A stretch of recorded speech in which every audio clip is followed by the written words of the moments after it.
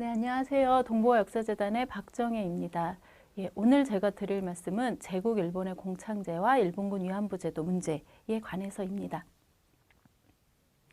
목차를 이렇게 구성을 했는데요. 먼저 위안부 문제를 논의하면서 공창제가 어떻게 소환되는지 를 보기 위해서 위안부 피해 부정과 공창제라고 하는 제목으로부터 시작을 하고요. 그리고 이제 그 공창제 관련 논의들이 역사적인 실제에 기반하여 있지 않다라고 하는 문제의식을 가지고 역사적인 흐름을 보려고 합니다. 그래서 근대 일본의 공창제 재편 문제를 보고요. 일본의 공창제가 이제 조선을 침략하면서 조선에 들어오는 그런 어떤 과정들, 그리고 공창제라고 하는 이름을 가지고 그 창기에 많은 관심을 가지고 있는데요. 그래서 성을 파는 여성 문제에만 관심이 쏠려 있지만 사실은 이것은 국익을 위한다는 명분으로 포주가 여성의 성을 남성의 구매자에게 팔아서 이득을 보는 제도가 실체이다라는 얘기를 하려고 하고요.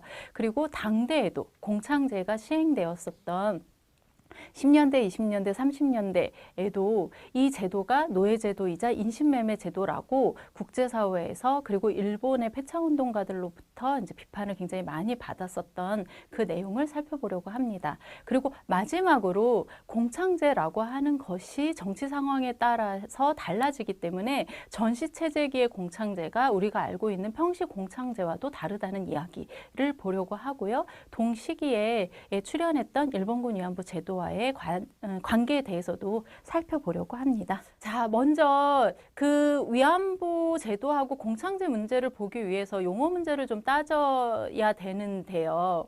그 위안부라고 하는 말이 나와 있기는 하지만 사실은 그 문헌 자료 속에서는요. 작부나 창기, 창부, 뭐 종업부, 특수부인, 특교원 이런 식으로 쓰여져 있습니다. 그래서 이러한 말들로 쓰여진 어떤 그 여성의 성을 이용하는 어떤 시스템을 우리가 일본군 위안부 제도라고 얘기를 하는 것이고요. 공문서 속에서 위안부라는 말이 나오기는 하는데 좀 극히 드뭅니다. 그리고 그 위안부 피해자들이 위안소에서 들었었던 말은 위안부들이라는 말보다도 그냥 이름 하나꼬, 뭐 미치꼬라고 하는 이름이라든가 아니면 일본 병사들이 흔하게 사용했던 말은 조센삐, 뭐 니폰삐라는 말이죠. 사실 이 삐라고 하는 말이 외국어라서 지금 욕처럼 안 들리는데 이거 욕이에요. 성기를 속화해 갖고서 부르는 말이고 중국식의 어떠한 욕이고요. 그러니까 이런 표현을 통해서 봤을 때 일본 군인들한테 이 위안부들은 인간이라기보다는 그냥 하나의 성기, 자신들한테 전쟁 수행을 위해서 필요한 창기라고 인식되었다라고 하는 사실을 알 수가 있고요. 그 외에도 위안부라는 말보다는 그냥 뭐 여급이다, 접대부다, 뭐 낭자군이다 이러한 표현들로 많이 쓰고 있습니다. 그래서 위안부 피해자들 스스로도 자신들이 위안부라고 불리는지 몰랐었던, 그러니까 갈 때도 위안부가 뭐 하는 사람인지 모르는 상태에서 가고, 그리고 이제 현장에서도 위안부라고 별로 불리지 못했었기 때문에 끝나고 돌아와서도 이제 자신들이 위안부 피해자라고 인식하지 못했었던 그러한 시간들이 굉장히 길었었죠. 그러다가 이제 90년대 이후에 일본군 위안부 문제가 우리가 해결해야 할 역사적인 문제로서 제기되게 되고, 그리고 이렇게 다양한 어떤 관점과 용어로 불렸었던 어떤 그 성폭력 시스템에 대해서 말하면서 일본군 위안부 제도라고 얘기를 하면서 우리가 지금 이해하는 위안부라고 하는 말이 인식되게 되었습니다. 그리고 아까 병사들이 주로 사용했다라고 하는 말을 통해서 봤듯이 병사들은 이 위안소를 자신들이 일본에 있을 때 이제 흔하게 볼 수 있었던 내지는 흔하게 이용할 수 있었던 그런 공창시설의 연장으로 좀 생각을 했습니다. 그래서 동정하기도 했지만 뭐 이 여성들이 뭐 더럽다거나 되게 부도덕하다거나 뭐 그러한 좀 불쌍하기는 하지만 좀 이렇게 전장에서 이런 여성들하고 관계를 맺는 나도 참 한심하다 뭐 이렇게 자조적으로 표현하거나 이런 식으로 여성 혐오의 시각을 많이 보이기도 했죠. 그래서 그러한 시각이 사실은 해방이 되고도 90년대까지 계속 지속됐었던 거고요. 90년대 이후에 이제 김학순 피해자를 시작으로 해갖고서 피해자 중심적으로 위안부 문제를 인식하고 역사를 재구성하려고 하는 노력이 생기게 되면서 일본군 위안부 문제를 정시 성폭력 사건으로 이해하게 된 것입니다. 그리고 앞에서 보시면은요, 여기 위안소가 개설되었었던 지역이거든요. 워낙 그 아시아 태평양 전쟁 자체가 1931년부터 45년까지 15년 동안 치러진 전쟁이에요. 15년 동안 지속된 전쟁이기 때문에 굉장히 오래되었고, 그리고 이제 지역 자체도 아시아 태평양 전 지역에 걸쳐 있기 때문에 굉장히 넓죠. 그렇기 때문에 우리가 일본군 위안부 제도, 위안부 제도라고는 얘기를 하지만 이 위안소의 형태나 그 위안소에 억류되어 있었던 여성들의 상태들이 다 달라요. 그래서 일본군 위안부 제도는 이게 시기별, 지역별, 그 지역의 정치 상황별로 그 양태들이 다르다라고 하는 거를 일단은 이해를 하셔야 됩니다. 그 얘기는 뭐냐면은요. 그러니까 일본이 근대 이후에 계속 어떤 군사주의를 확장해 나아가고 다른 지역에 대한 정책 영향력을 확대를 하면서 실질적으로 지배를 했었던 지역이 있어요. 그러니까 타이완이나 조선 같은 식민지 지역이 있는가 하면은요, 이제 상하이의 조차지 뭐 이런 지역들도 있을 수 있고요. 1차 대전 이후에는 태평양 지역의 여러 섬들, 뭐 팔라우라든가 사이판이라든가 이런 지역에 정적인 영향력을 행사를 했었죠. 그리고 러일 전쟁 이후에는 그 관동주의 대련을 중심으로 해서 그 관동주하고 만주 지역에 정치적 영향력을 행사했습니다. 그래서 이렇게 일본이 군사를 앞세워서 점령하고 정치적인 지배를 했었던 지역에는 일본이 공창제를 시행을 했었어요.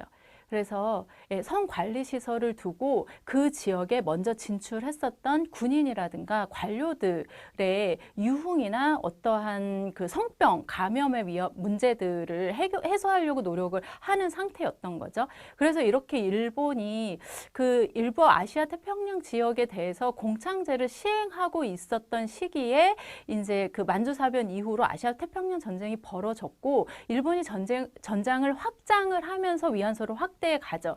그랬기 때문에 우리가 생각해야 될 것은 이미 공창제가 시행하고 있었던 지역에 전쟁이라고 하는 상황이 맞아서 군 주둔이 확 늘어났을 때 위안소가 어떤 형태였을 건지를 좀 상상하는 게 중요해요. 그러니까 공창제 자체가 그 근대 국가가 이렇게 유곽을 이용하는 남성들의 성병 관리라든가 그리고 그 일반 여성들의 정조를 보호한다라고 하는 명분으로 이 성매매 여성들을 집결화시켜서 만든 게 유곽지역이었었잖아요. 그리고 그것이 근대 국가의 발전을 위해서 이제 필요악이다라고 하는 인식 속에서 만들었었던 상태에서 전쟁이 일어났을 때 위안소 제도 왜 만들어요?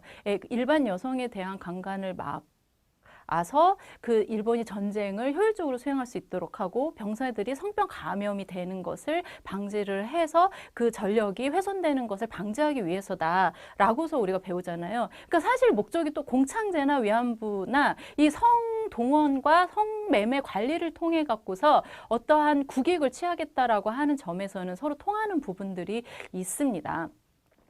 그렇기 때문에 이미 공창제가 시행하는 지역 전쟁이 일어났을 경우에 새롭게 위안소를 설치했겠는가?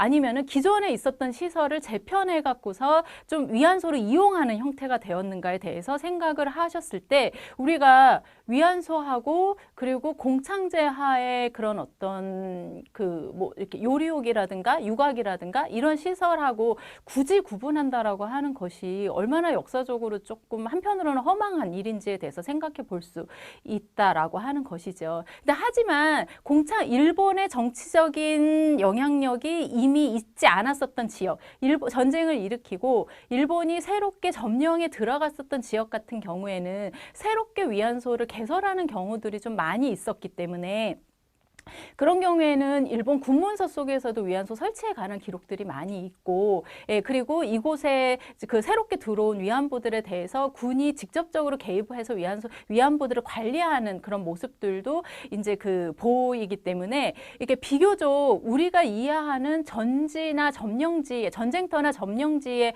그 위안부 제도의 특징은 좀 확실해요. 그런데 이제 만주 지역이라든가, 예, 그리고 그 뭐 사이판 팔라우 지역이라든가 타이완 뭐 조선의 위안소가 설치된 지역이라든가 이 일본 같은 경우에는 그러니까 그 기존에 있었던 공창제의 성격하고 그렇게 완벽하게 구분되는 것은 아니다라는 거를 이해를 하시면서 오늘의 주제를 살펴보실 필요가 있습니다. 예, 그래서 그 위안소는 오랜 기간 동안 그리고 굉장히 넓은 지역에서 개설되었다라고 하는 점, 그래서 이제 지역별, 시기별, 정치 상황별 그 차이가 있다라고 하는 점을 생각할 필요가 있고요. 지금까지 알려진 최초의 위안소는 상하이의 다이치 살롱인데요. 이거는 검색해 보시면은 최근에 뜬 그 뉴스 보도도 보실 수 있을 거예요. 그래서 위안부 제도의 어떤 범죄성을 입증하는 굉장히 중요한 그 역사적인 장소이기 때문에 중국에서 수주량 교수 등을 중심으로 해서 이 지역을 이제 유지 보존해야 된다라고 하는 주장이 되게 많았었고 거의 철거 위기에 있다가 지금 다시 이제 그 역사적인 그 장소로서 보존해야 된다라고 하는 논의들이 힘을 얻어가고 있습니다. 그런데 이 상하이 다이치 살롱이라고 하는 이 요리옥인 셈인데요. 그러니까 요정인데요. 이게 1910년대부터 상하이 지역에 있었어요. 그래서 일종의 공창제 하의 그 성관리시설인데 가시새끼라고 하는 대석, 그러니까 한문투로 읽으면 대석인데 자리를 빌린다라고 하는 뜻의 이 가시새끼라고 하는 이름으로 상하이 영사관 경찰관에 의해서 관리가 되고 있는 그 성매매 시설이었었고요. 이것이 그 1932년도 1월 달에 상하이 사변이 일어나면서 해군에 의해서 그 위안소로 사용이 되는 것이거든요. 근데 이 다이치 살롱도 그 상하이 지역의 전투 상황이 좀 안정이 되면서 위안소에서 해제가 됩니다. 그 업주들이 위안소라고 그 지정이 되었던 것이 그 군인들이 이 그 다이치 살롱을 이용하는데 이렇게 방해가 된다라고 얘기를 하는 거예요. 그러니까 어떤 의미냐면요. 군인들이 상하이 지역에 딱 들어와 갖고서 군이 관리하는 이러한 성관리 시설에 별로 가고 싶어 하지 않은 거예요. 계속 군이 감독하고, 예, 그리고 이렇게 그 위안소의 이용에 대해서 계속 이렇게 관리를 받고 감시를 받고 막 이런 공간보다는 상하이 지역은 워낙 유흥업이 발달한 지역이기 때문에 외출을 할 때 자신들이 좀 자유롭게 갈 수 있는 곳을 더 선호했었기 때문에 다이치 살롱 같은 경우가 이제 그 위안소로 지정이 된 다음에 얼마 안 있어서 위안소를 해제해 달라고 합니다. 근데 하지만 그 다이치 살롱 같은 경우에는 군 장교들이 많이 가는 요정이었었기 때문에 군에 의해서 이렇게 치안이라든가 이런 부분들이 관리가 되는 지역이었었죠. 그래서 실질적으로는 위안소였다라고 얘기를 할 수 있습니다. 그리고 일본군 위안부 제도는 그 1937년 말에 조직적 체계적으로 이제 본격적으로 제도화되었다라고 하는 점에 대해서 이제 생각을 해야 되고요. 그리고 일본인, 조선인 피해자는 아시아 태평양 전 지역에서 발견된다라고 하는 점. 그 외에 점령 지역의 그 여성 피해자들 같은 경우에는 자신이 머물고 있었던 지역 주변으로 동원되는 그러한 특성을 보인다라고 하는 어떤 역사적인 실태에 대해서 우리가 위안부 문제를 이해를 하실 필요가 있습니다. 예.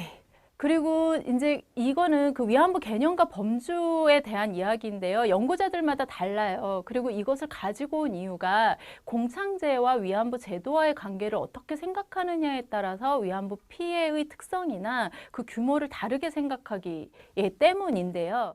예, 보시면은 한국 같은 경우에는 그 위안부 피해자가 일본군에 의해서 강제 동원된 상황에 대해서 강조를 합니다. 그리고 이제 규모는 8만에서 20만이었다라고서 인식이 되고 있는 돼요. 그 이 20만이라고 하는 숫자가 그 일본에서 실태 조사를 했던 분들이 이제 많이 이야기하기도 하는 것이고, 예, 그리고 이제 요시미 요시하키 교수가 이제 나중에 추산을 하면서 20만이라고 이야기를 하기도 해서 이제 한국에서는 이제 8만에서 20만 정도의 피해 규모라고서 인식을 하고 있고요.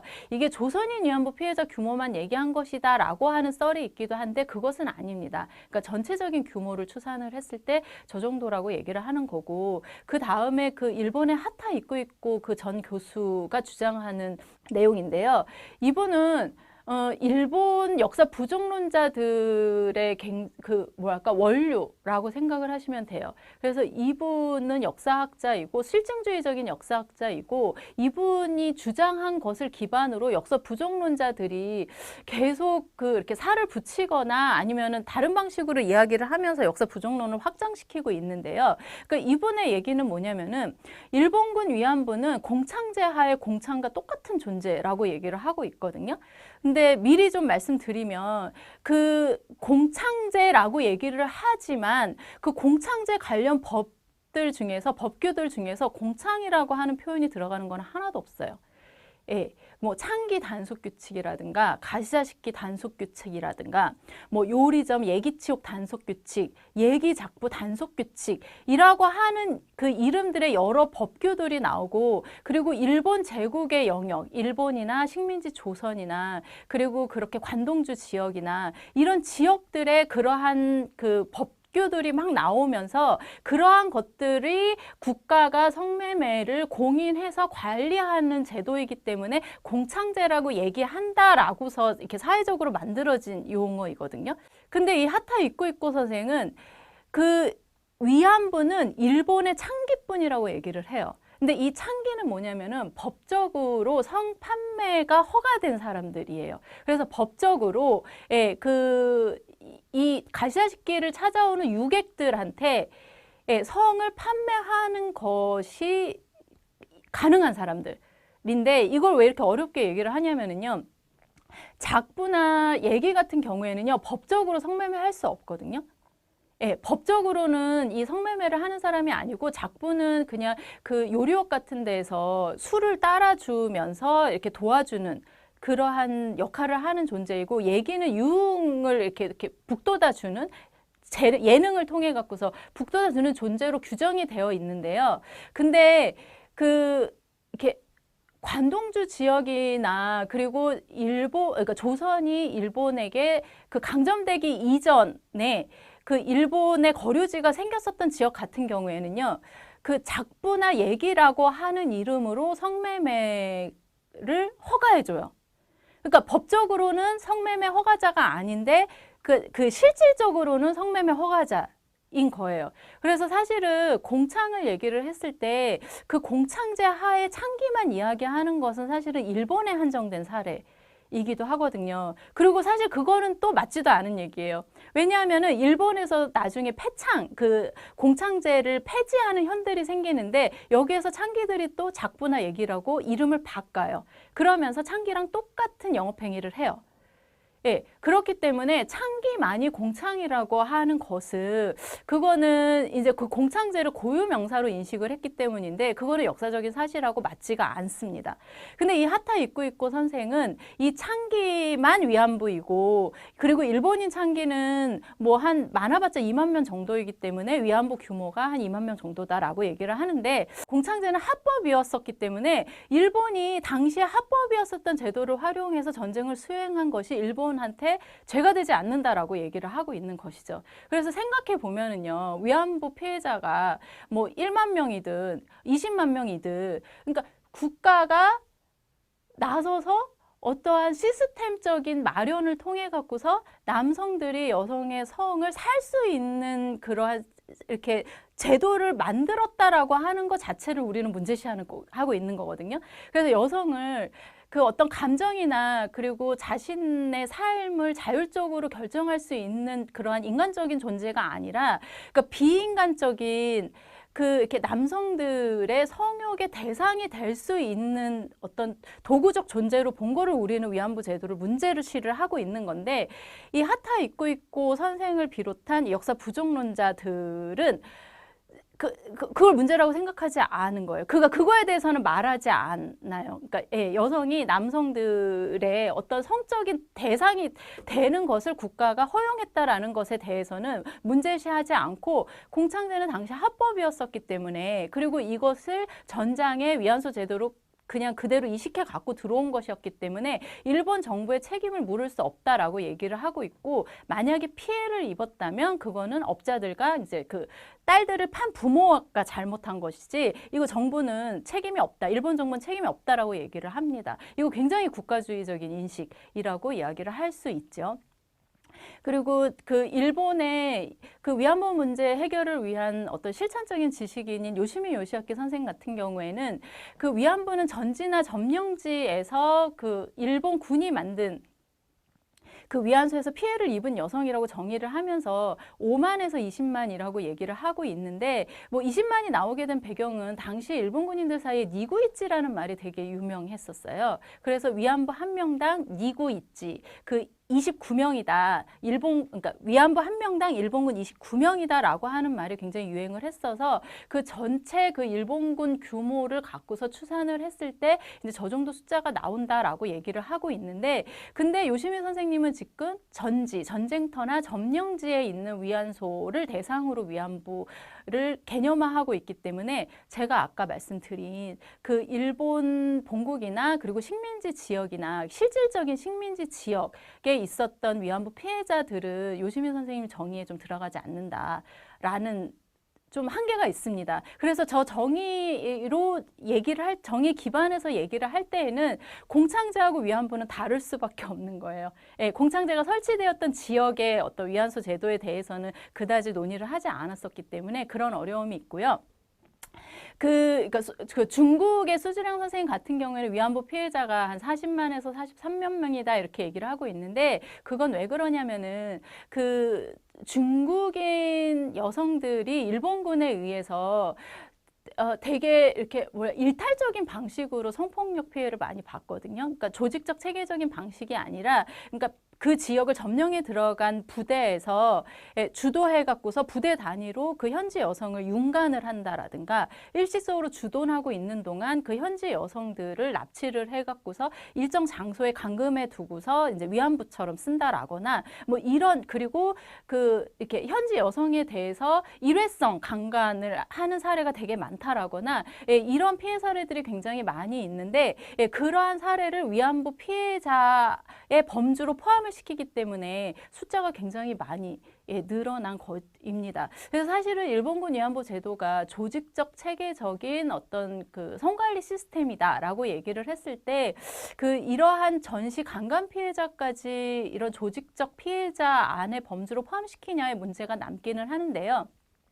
근데 실제로 그 산시성의 피해자나 그 해남도의 피해자들이 일본 법원에 소송을 냈을 때 일본 정부가 그러니까 이른바 위안부라는 이름으로 이들의 피해에 위안부적인 속성이 있다라고 하는 것들을 공유를 한 적이 있어요. 그리고 그 전쟁 때에 부대가 주도해서 그 현지 여성들을 강간을 하는 것은 그 전지 상황에서 그 현지 주민들 그리고 그러니까 그 적군들을 그 심리적으로 이렇게 위압을 해 갖고서 이게 전쟁에서 승리를 도모한다라고 하는 그런 취지도 있고 그리고 워낙 위안소 제도를 시행했었던 일본군이기 때문에 여성을 성적으로 이용하는 것에 대한 긴장감이 하나도 없었다. 그래서 오히려 그 현지 여성 강간이라고 하는 부분들도 전쟁 수행에 적극적으로 이용했다라고 하는 측면에서 그 현지 여성 강간 피해자들까지 요즘은 위안부 피해자들로 이야기하고 있습니다.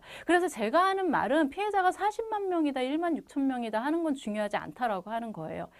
일본이 침략 전쟁을 수행을 하면서 군인들을 얼마나 혹독한 조건 속에서 동원을 했고 그 이들을 전쟁 병기로 만들기 위해서 그 일본 여성이나 그리고 식민지 조선과 타이완의 여성들이나 현지 여성들을 얼마나 이용하고 도구화했는지에 대해서 우리는 주목을 하면서 이 제도를 봐야 된다라는 얘기를 하고 싶은 것이지요. 그래서 아까 살펴보았듯이 역사 부정론자들은 위안부는 공창이라서 강제로 끌려간 게 아니다. 성노예가 아니다라고 얘기를 하고 있습니다. 그래서 왜 공창? 그러니까 국가가 공인하는 성관리 시스템 하에서 성을 판매하도록 강제된 여성이라고 정의를 했을 때 왜 공창 니꼬르 자발적이라고 하는 얘기가 이렇게 뭐랄까 쟁점이 될 정도로 논쟁이 될 정도로 사회에 영향을 미치는지에 대해서 우리는 좀 생각을 해볼 필요가 있어요. 그리고 공창제하고 위안부하고 같다 다르다를 말할 수 있을 정도로 우리는 역사적인 공창제에 대해서 이해하고 있는지, 그리고 위안부의 어떤 전체적인 피해 실태에 대해서 우리가 알고 있는지에 대해서 질문을 할 필요가 있습니다. 그래서 역사 부정론자들은 계속 많은 설명도 하지 않아요. 그래서 왜 공창이라서 자발적인지에 대해서 입증하려고 하지 않고요. 예, 그리고 돈이 많이 벌었으면 피해자가 아니다라고 주장을 하고 있는데 그 말에 옹호하는 사람들이 많죠. 근데 왜 돈을 많이 벌면은 내가 노예적인 환경에 취해져서 돈을 많이 벌었으면 피해자가 아니라고 그러면은 본인은 생각을 하게 되나요? 그러니까 돈을 많이 번 피해자는 피해자가 아니다라고 하는 정치적인 담론이 그 사람을 피해자가 아니게 만든 것이죠. 그래서 돈을 많이 벌었다라고 하는 것이 왜 피해자가 아닌지에 대해서 이론적, 역사적으로 입증하려고 하는 생각을 하지 않습니다. 그리고 전쟁터의 군대 주변에서 매춘이 벌어지는 것은 세계적으로 공통된 현상이기 때문에 일본군 위안부만 특별히 문제가 되지 않는다라고서 생각을 하고 있는 것이죠. 그렇죠. 우리는 알고 있습니다. 전쟁이 일어나면 여성들이나 그리고 아이들이나 노인들이나 사회적인 약자들이 우선적으로 죽고 여성들이나 아이들이 성적으로 이용되는 것에 대해서 우리들은 알고 있지요. 그리고 그러한 어떠한 그 전쟁이 일어났을 때의 그 사회적 약자에 대한 타자화라고 하는 현상을 국가가 국익이라고 하는 명분으로 적극적으로 이용했었던 사건이 일본군 위안부 제도입니다. 그렇기 때문에 우리는 일본군 위안부 제도의 문제점을 끊임없이 얘기를 하고, 그리고 여전히 남아있는 그러한 부조리에 대해서 살펴보면서 이러한 그 세계적으로 공통되어 왔던 현상을 근절하려고 하는 것입니다. 그리고 그 하타 이꾸이꾸로부터 시작이 돼서 그 이영훈 선생이 반일 종족주의라는 글을 쓰면서 하타 이꾸이꾸 선생의 논리를 그대로 가지고 왔죠. 그리고 최근에는 램지어 사태까지 벌어졌습니다. 그래도 하타 이꾸이꾸 선생은 일본 공창제 하의 창기가 인신매매 피해자이기도 했다라는 얘기는 해요. 왜냐하면은 본인이 역사학자로서 당대의 자료들을 보면은 그 사실을, 그러니까 그 공창제하의 창기 얘기 작부가 인신매매 피해자이고 실질적인 성노예였다라고 하는 사실을 부정하기가 좀 힘들거든요. 근데 이분들은 전쟁이 일어나서 전쟁터에 위안소로 공창제가 옮겨가면서 군인이 좋은 관여를 했다고 생각을 해요. 그래서 이 법이 보장하는 어떤 창기들의 그런 권리들에 대해서 전시에 일본 군이, 그러니까 이들의 뭐 계약 기간이라든가 그리고 그 어떤 대가라든가 이런 부분들에 대해서 이제 착취하는 그런 부분들이 이제 약해졌다라고서 얘기를 하고 있는데, 올해 있었던 램지어 사태에서는 램지어 교수는 그냥 아예 공창제하의 창기 같은 경우에도 그 법이 보장하는 법적인 권리들을 다 받는 사람이었었다. 선불금 받고 그리고 일하는 어떤 그 대가로 고수익을 올릴 수 있었고, 그리고 이제 빨리 그만두고 싶으면 빨리 그만둘 수 있었다라고 주장을 하고, 그것이 바로 전쟁터의 위안부 제도로 옮겨왔다라고 얘기를 하면서 공창제부터 위안부 제도까지의 모든 창기와 업자의 관계를 합리적인 계약 관계로 보지요. 그리고 그렇기 때문에 위안부는 피해자가 아니고 일본 국가는 책임이 없다라고 얘기를 하고 있습니다. 근데 이에 대해서 그 위안부 문제 해결을 이렇게 위해서 노력하시는 이제 단체나 학자들이 어떻게 대응을 해왔는가. 1990년대 초반에는요, 그러니까 사실은 한국 단체를 중심으로 해서, 그러니까 그 위안부는 공창이라서 일본 정부의 책임이 아니다라고 하는 이른바 망언이라고 하는 게 일본 정부에서 계속 나오니까, 그러니까 한국에서 위안부는 공창이 아니다라고 하는 주장이 있었던 것도 사실입니다. 그래서 공창이 아니고 위안부는 피해자이고 그래서 일본 정부의 책임이 있다라고 하는 그러한 좀 이렇게 언설이 있었던 것도 사실이고요. 근데 하지만 그 공창제 연구가 진전되고 그 공통된 반인권적 성격을 지적하는 연구가 축적되면서 지금은 한국의 관련 단체 내에서 위안부는 공창이 아니라서 피해자가 아니다라고 하는 이야기는 없습니다. 근데 여전히 위안부는 공창이 아니다 라고서 이렇게 주장하시는 분들은 사실은 잘 살펴보면은 위안부 운동 어떤 지원, 이렇게 위안부 운동에 지원하는 사람이나 연구하는 사람이나 오랫동안 관련을 갖고 계신 분들이 좀 아닌 경우가 좀 많아요. 그래서 그런 말들에 대해서 우리가 잘 좀 이렇게 듣는 것들이 판단해서 듣는 것이 필요하고요. 그래서 최근에 그 반일 종족주의 문제가 나왔었을 때 최근에도 그런 주장이 있었어요. 위안부는 공창이 아니고 공창제 하에 창기는 그러니까 오히려 이거는 그 램지어 교수랑 그 하타 입구이코랑 반대로 주장을 하는 거예요. 공창제의 창기는 근대법에 따른 어떤 권리가 보장되었는데 위안부는 전시에 굉장히 폭력적인 상황에 놓여 있었기 때문에 피해자다라고 얘기를 하고 있거든요. 근데 그러니까 공창제 같은 경우에는 뭐 이렇게 창기 단속 규칙이나 가시화시키 단속 규칙이나 그러니까 이러한 법규들로 그 제도를 뒷받침했었기 때문에 이게 근대법은요 명문상으로 봤을 때는 반인권적인 요소가 별로 없습니다. 굉장히 명분적으로는 굉장히 문명사회에 걸맞는 그리고 근대의 가치라고 생각이 되는 뭐 정의, 인도, 뭐 이렇게 자유, 평화의 그 가치에 걸맞는 게 추상적인 말들로 많이 쓰여져 있지요.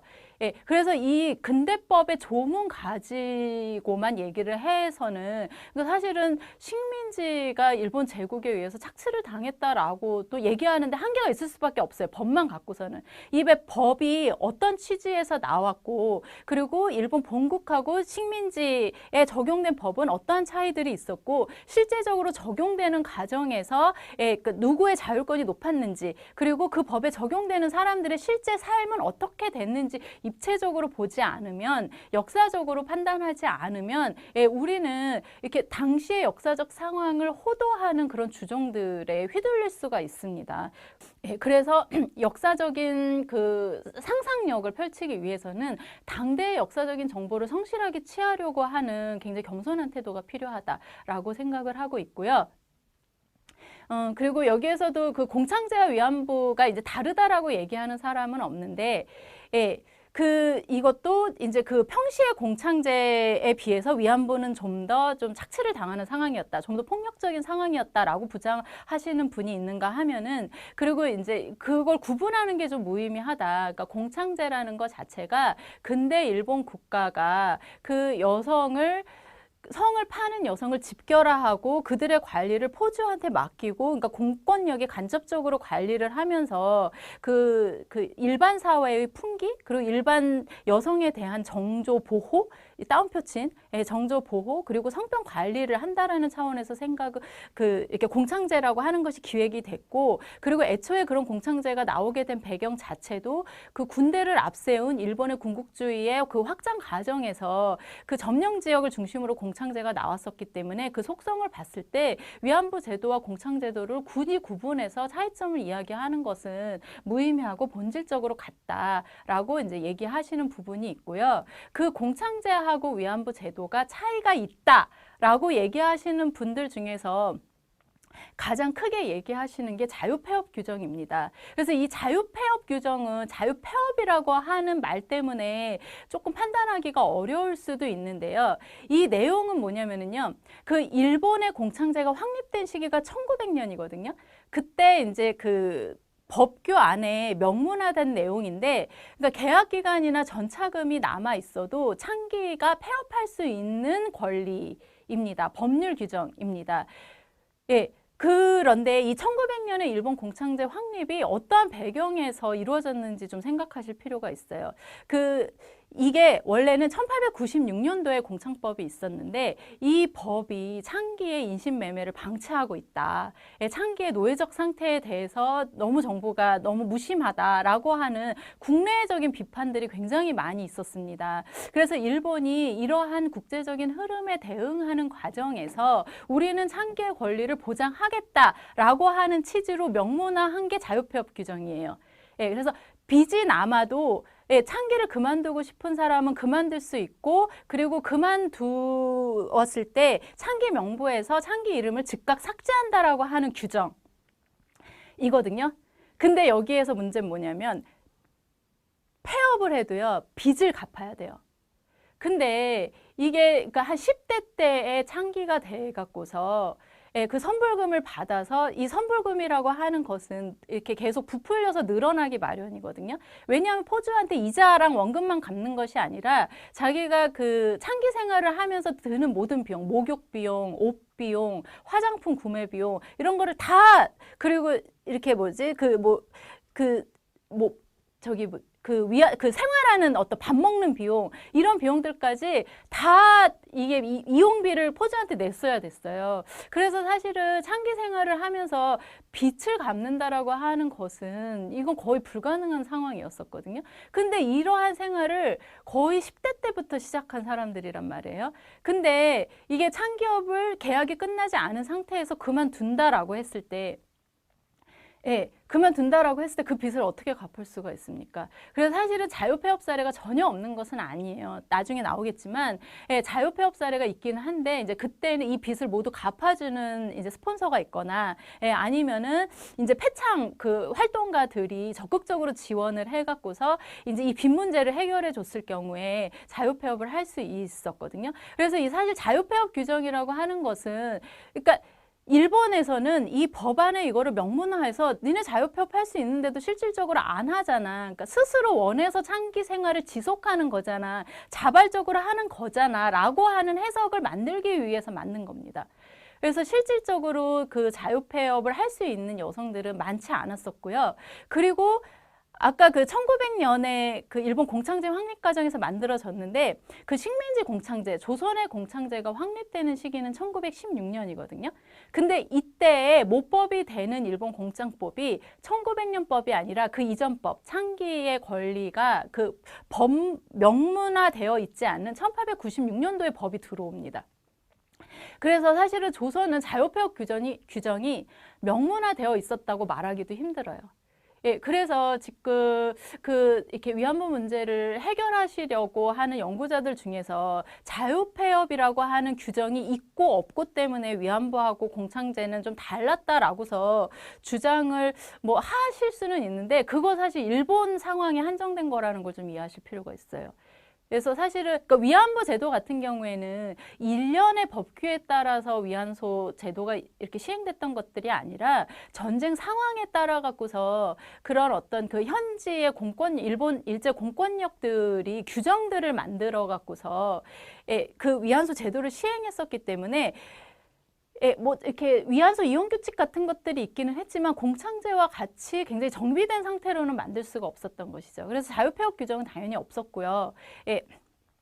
그리고 근데 사실은 그 공창제 하에 있는 일본의 자유폐업 규정도 굉장히 형식적인 것이었는데 그나마 식민지에서는 명문화되어 있지도 않았었기 때문에 이거를 갖고서 뭐 이렇게 이게 같다 다르다라고 얘기를 하는 것은 사실은 조금 본질적인 문제는 아니다라고 생각을 합니다. 이제 역사적인 부분 들어가려고 하는데요. 이제 그럼 일본에서 근대 공창제를 어떻게 만들었는가에 대해서 이야기를 하려고 합니다.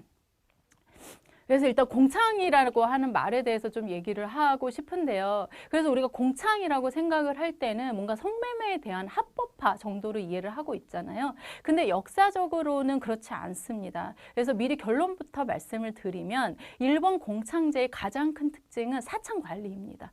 사창 제도.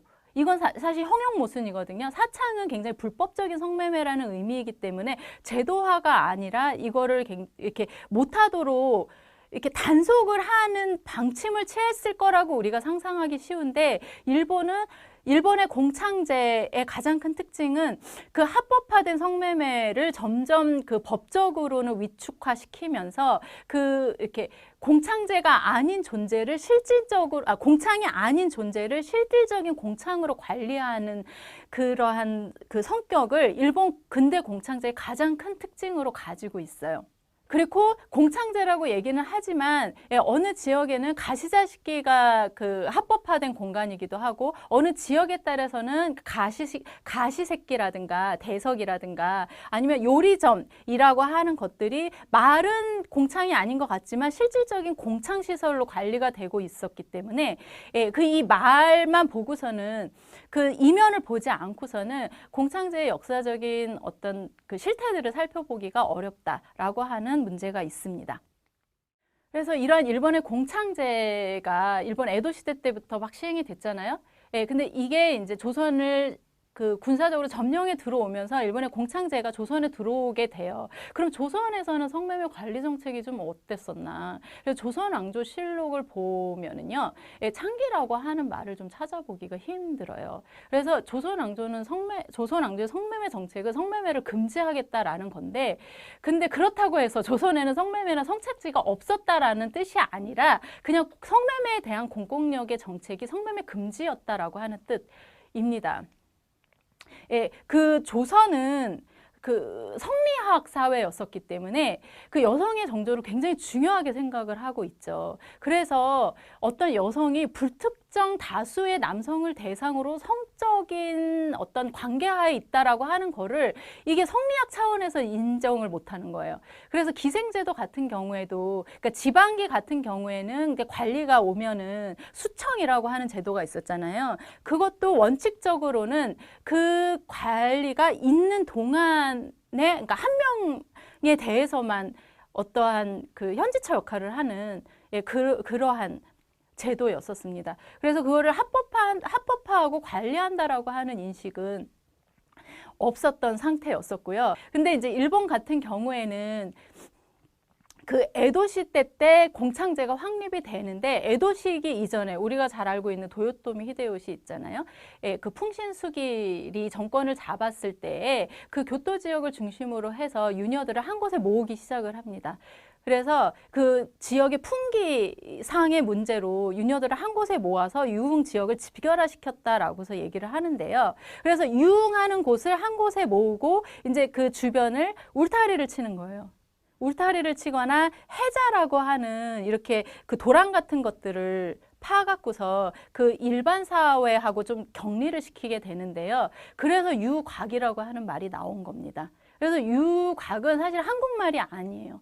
일본의 그 도요토미 히데요시 때 유카쿠라고 하는 유곽이 만들어지면서 나온 말이고, 그러니까 공권력에 의해서 집결화돼서 그 이렇게 성매매를 할 수 있는 공간이라고 하는 사회적인 언어 의미를 이제 획득하게 되었었던 것입니다. 그 일본에서는 근대 이전부터 공권력에 의한 그 성매매 관리 제도가 시행되고 있다가 1868년 메이지 유신 이후에 근대 국가가 수립되면서 그 근대 국민에 대한 이해와 역할이 달라지는 상태에서 근대 공창제가 시행하게 되는 것입니다. 왜냐하면 근대 국가의 목적은 부국강병이거든요. 이게 산업화, 군사화가 이게 좋은 근대 국가를 만든다라고 하는, 그러니까 지금 보면은 잘못된 믿음인데, 그러니까 그때는 그렇게 경쟁력을 획득하지 않으면은 이게 세계 열강들의 경쟁 속에서 이게 패배하게 되고 열패된 국가는 도태될 수밖에 없다라고 하는 위기감이 굉장히 퍼졌었던 게 근대 시기. 였었어요. 근데 이 부국강병을 수행하는 사람들은 누구입니까? 도시의 남성 노동자들, 그리고 군대들, 병사들이잖아요. 근데 이렇게 남성들만으로 구성된 이 집단들을 효율적으로 관리하기 위해서는, 그러니까 이렇게 성 문제를 해결해 주는 것들이 좀 의미가 있다고 생각을 했었던 거예요. 그래서 이 도시 노동자나 이 병사들의 성 문제를 저렴하게, 그리고 효율적으로 해결해 주기 위해서 이 성관리 시설이라고 하는 것들이 필요악으로 존재할 수밖에 없다라고 하는 인식 속에서 근대 공창제를 강화해 가게 되고요. 일본에서 시작된 배경 같은 경우에는 이제 일본에서 개항이 있고 나서 뭐 요코하마라든가 나가사키 같은 데에서 외국 군대가 이렇게 주둔에 들어오기 시작을 하면서 그 성병 검진을 해달라는 요구를 하기도 합니다. 그래서 그 사실 근세 시대의 공창제 같은 경우에는 성병 검진보다는 풍기 문제에 더 신경을 쓰고 있었다면은 근대 시대에 들어와서 이 성병 검진이라고 하는, 왜냐면 군대의 이동 범위가 굉장히 넓어지면서 성병에 걸리게 되면은 군대 전력이 확 약화돼서 이게 전제의 성패를 가르는 문제라고 생각을 하고 있는 거죠. 예, 그래서 그러니까 사실은 일본 국가의 입장에서는 그러니까 그 병사들의 어떤 그 군대 자산이라고 하는 차원에서 예, 이 성병 관리를 해야 한다라고 하는 인식이 있었고요. 그러면서 이제 그 성매매 관리에서 그 강제 성병 검진이라고 하는 부분이 굉장히 중요해지는 것이죠. 1872년도에 마리아 루소 사건이라는 게 있었어요. 그래서 페루 배가 중국인 노동자를 싣고 이제 페루로 돌아가다가 요코하마에 정박을 하게 됩니다. 그러니까 배가 고장나서 고치기 위해서 정박을 하게 되는데 그 배에 있었던 중국인 노동자들이 탈출을 해요. 그러면서 우리가 굉장히 노예 상태에 있으니까 우리를 도와달라고 호소를 하게 되지요. 그래서 요코하마 관리가 이 노예제도라고 하는 것은 문명사회에 어울리지 않기 때문에 해방을 시킨다라고서 이제 선고를 합니다. 거기에 대해서 이제 페루 등의 열강들이 반발을 하게 되는 것이죠. 일본 너네도 노예제도 있잖아. 유녀제도라고 하는 노예제도가 있잖아. 근데 그러한 나라에서 노예제가 안 된다라고 얘기하는 거는 말도 되지 않아라고 얘기를 하는 거죠. 그러면서 일본 국가에서 공창제라고 하는 거, 국가에 의한 그 성매매 관리 제도라고 하는 것이 문명사회의 정도를 그 가늠하는 리트머스 종이처럼 인식이 돼요. 근데 일본의 공창제는 이 마리아 루소 사건 이후로 계속 인신매매 제도라고 비난을 계속 받거든요. 근데 일본은 이 비난을 피하면서 어떻게 공창제도를 계속 유지할 수 있을까에 대한 그 고민을 패전 때까지 지속적으로 하게 됩니다. 그러면서 그거를 의식을 하면서 노골적인 성매매 합법화 존재인 이제 창기를 점점 축소시키면서 그 사창에 대한 직접적인 공창 관리로 들어가는 그러한 어떤 공창제 변화의 흐름을 보이기도 하죠. 그래서 서구 열강들의 비판에 직면해서 그해 말에 이른바 창기 해방령이라고 하는 것을 공포를 하게 됩니다. 예, 그러면서 이 창기는 인신의 권리를 잃어버린 자아이기 때문에 해방을 시키다. 그리고 이 사람은 사람이 아니다. 소와 말과 다를 바가 없다. 그래서 그러니까 이 소와 말한테 빚을 받을 수 없기 때문에 빚 안 갚아도 된다 이런 얘기를 해요. 그래서 이 사람들을 싹 다 그러니까 풀어준다라고 하는 방침이 내려와요. 근데 문제는 뭐냐면은 에도 시대 때부터 이제 요시와라 유각 이런 데에서 이 성산업의 이렇게 직간접적으로 관계를 하면서 생계를 도모하는 사람들이 굉장히 많았었다라고 하는 겁니다. 그런 상태에서 창기 해방령이 내려지고, 예, 이렇게 창기들은 창기업을 그만둘 수 있다라고 하는 그런 방침이 떨어지게 되거든요. 예, 그러니까 그러한 상태에서, 그러니까 창기들 입장도 구제 방안이 없는 상태에서 그 유학을 떠났을 때 어떻게 살아가야 되는가에 대한 문제들, 그리고 그런 어떤 이게 성매매 산업에 관여되면서 생계를 잇는 사람들이 크게 바뀌지 않죠. 예. 그래서 국가의 방침이라고 하는 게 이렇게 실제 사회에서의 이렇게 상태에서 반영되기까지는 굉장히 오랜 시간이 걸리고 좀 꾸준해야 되거든요. 근데 이거에 대한 반발이 굉장히 많이 나오기도 합니다. 그리고 일본 근대 국가로서는 이 근대 국가는 이제 부국 강병을 중심으로 해야 되기 때문에 성매매 문제는 좀 필요하기라고 하는 인식이 있어요. 그래서 그 다음에 도쿄부에서 이렇게 매독에 대한 지금 미독 규칙이라고 써져 있는데요. 이렇게 성병 검진에 대한 규칙이라든가 창기 관리에 대한 규칙들을, 그리고 가시자식기 단속에 대한 법규들을 만들어내게 됩니다. 그래서 이전에는 유녀옥에서 그 유녀를 관리하는 제도라고 하는 어떤 사회적 의미가 있었다면 1973년부터 공창제에서 이제 중요하게 나오는 용어가 가시자식기라는 말이 돼요. 그래서 이 자식기는 방이라는 뜻이고 가시는 빌려주다라고 하는 뜻이거든요. 그래서 이전의 유녀옥은 대자보로 이름을 바꿔요. 가시자식기로. 그래서 이거는 본인의 생계를 위해서 어쩔 수 없이 창기업을 지속하고자 본인이 자발적으로 희망하는 경우에는 창기업을 계속할 수 있다라고 하는 법적인 해석이 들어가는 법규들입니다. 예, 그래서 이렇게 근대 공창제는 일본의 공창제가 인신매매 제도라는 어떤 국제사회의 비난 속에서 재편이 되게 됐고요. 사실은 그 현장의 성매매 산업이 거의 바뀌지 않은 상태에서 법적으로 그 창기의 자발성을 강조하는 해석 규정이 들어가면서 예, 그 인신매매 제도라고 하는 국제적인 비난을 회피하려고 하는 그러한 재편들이 이루어지거든요. 그러면서 그 이후에 공창제가 여러 차례 개정이 되고 있고요. 그리고 1896년에 이제 대자부 인수, 치체 단속 규칙이라고 하는 그 법규들이 새로 나오게 되고, 그래서 집결지라든가 성병 검진이라고 하는 그 이렇게 성매매 관리에 대한 기본적인 내용이 좀 정비가 되고 있는 것이죠. 그리고 이제 계속해서 근대 공창제는, 그러니까 원래 창기라고 하는 것은 장려할 만한 직업은 아니지만 생활의 방도를 위해서 어쩔 수 없이 창기가 자기 의지에 따라서 계약을 맺은 경우에는 이거를 인정해준다라고 하는 법적 해석을 갖고 있어요. 그러니까 그렇기 때문에 이거는 생계를 위해서 창기가 어쩔 수 없이 자기 의지로 하는 거다라고 하는 법적 해석 때문에 그 창기가 부도덕하다라고 하는 비판이 나오게 되는 겁니다. 왜냐하면은요, 그 창기를 이용하는 그 남성들은 이 여성들이 옷을 화려하게 입고 있거나 화장을 하고 있거나 이런 모습을 보잖아요. 그리고 자신한테 웃으면서 이렇게 호객행위를 하거나 이런 모습들을 보게 됩니다. 근데 사실은 이게 창기들이 월급을 받는 형태가 아니라, 그러니까 일종의, 그러니까 그 유객들을 얼마나 대했느냐에 따라서 그 숫자에 따라서 자기의 그 수입이 달라졌기 때문에 선택을 받아야 되는 거죠. 유객들한테 선택을 받아야지 자기가 빚을 갚으면서 살 수가 있는, 생존을 할 수 있는 그러한 구조 속에 놓이게 되는 거예요. 근데 그 유객들이 왔을 때 돈이 없다고 옷을 허름하게 입거나 막 되게 불쌍한 얼굴로 앉아 있거나 이러한 창기들이 선택이 될 수 있었겠어요? 그러니까 이게 이 성산업 구조상 이게 이용객들한테 굉장히 어필할 수 있는, 그 이용객들이 상상하는 여성적인 존재로 이렇게 모습을 보여야지 그 자신이 생존을 할 수 있는 구조였었고, 이용객들은 봤을 때 되게 화려하게 있네, 웃고 있네, 화장도 막 진하게 했네, 저거 생계를 위해서라고 얘기할 수 있어. 자신들이 이용하면서 그 창기들은 사치와 허영을 위해서 저 창기업을 하는 것이다. 쟤네들 부도덕한 존재들이다.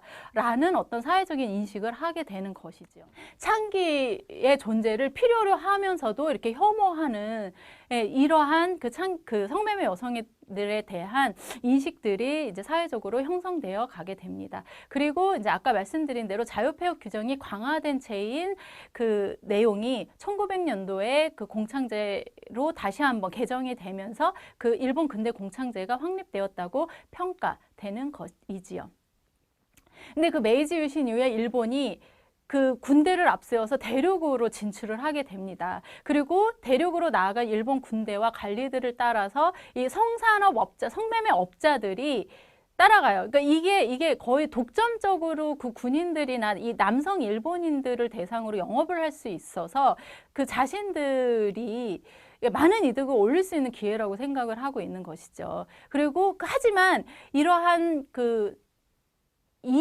이용객인 이제 일본 관리들이나 군대, 그리고 이제 그 업주들에 대해서 주목하기보다는 이 업주하고 함께 갔었던 성매매된 여성들의 많은 어떤 사회적인 관심이 쏠리면서 카라유키상, 대륙을 향해서 간 여성들, 낭자군, 그리고 해외로 간 추업부, 그러니까 추업은 추할 추자를 써갖고서 이게 되게 좀 보기 흉한 직업이다라고 하는 사회적인 인식을 이렇게 반영을 했었던 것이죠. 근데 우리가 알고 있는 후쿠자 유키치 같은 경우에도 일본이 대륙으로 진출해서 제국을 확장하는 데 있어서 있어서 이 카라유키상의 역할이 굉장히 필요하다.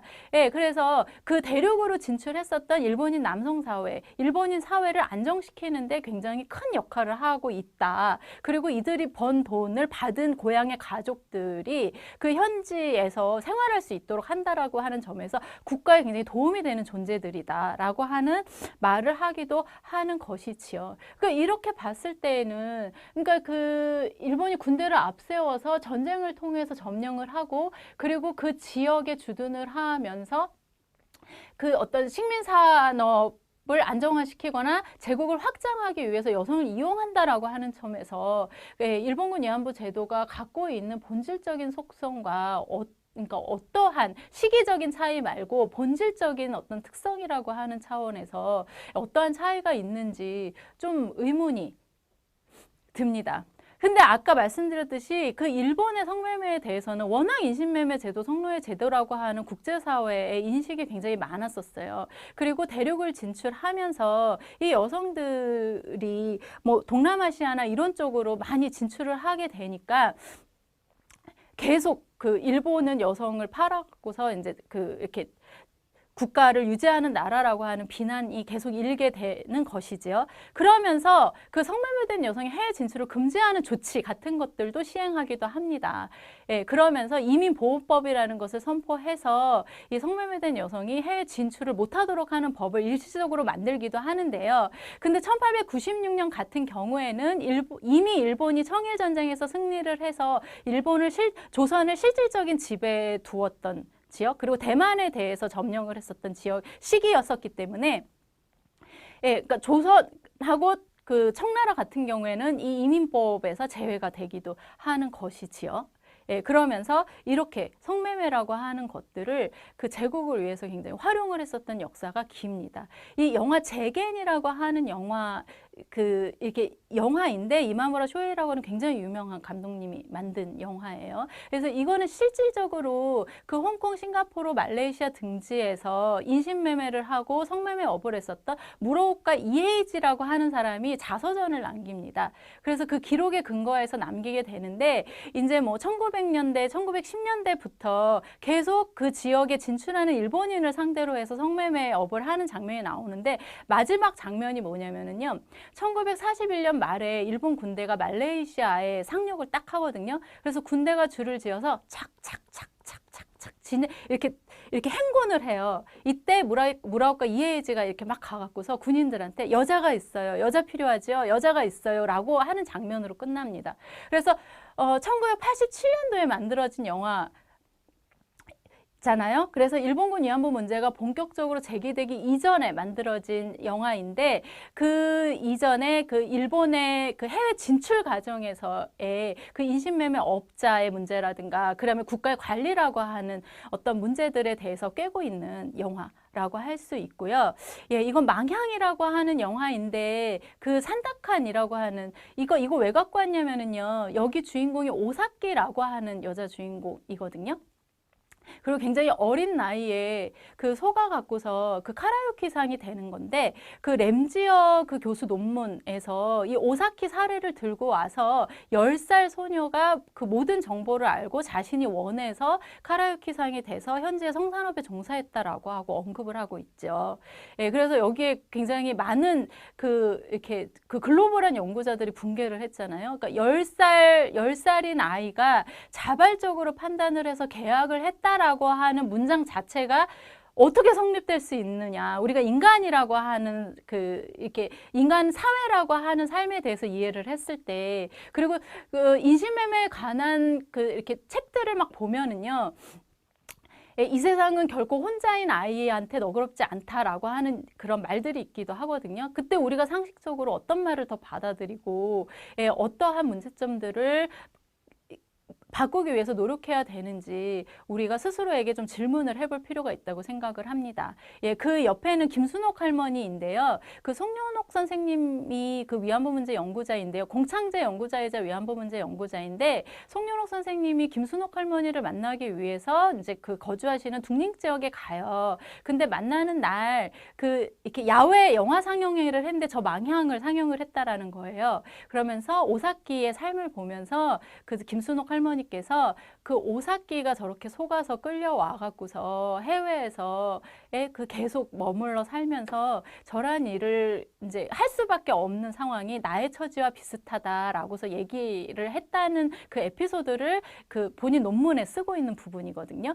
예, 그렇게 봤을 때 그러니까 피해자가 뭐 30년 전, 40년 전에 여성이 겪은 삶하고 내가 겪은 삶이 되게 비슷하다라고 당사자가 느끼고 있는 부분에 대해서 지금 정치적인 논쟁에 휩쓸리면서 굳이 같다 다르다라고 얘기하는 것이 어떠한 정치적 효과가 있는지에 대해서 우리가 좀 생각해 볼 필요가 있다고 생각합니다.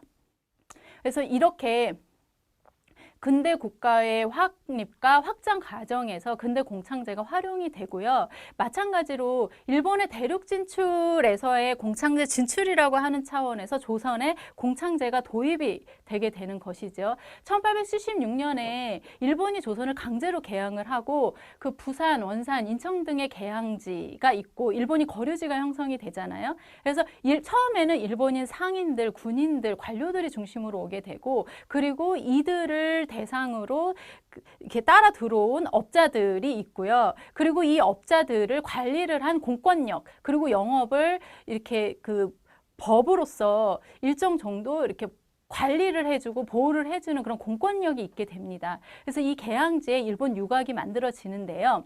그 1880년대 초에 그 관련 법규들을 보면은요, 뭐 가시자식기 뭐 이런 말이 나와요. 근데 제가 아까 말씀드렸듯이 가시자식기나 창기는 법적으로 성매매가 허가받는 존재이고 작부나 얘기는 사실은 그러니까 법적으로는 그 성매매를 하는 존재라는 것이 드러나지 않는 존재이기도 했거든요. 그래서 원산이나 부산 같은 경우에는 공창제가 이렇게 시행이 돼요. 처음에는.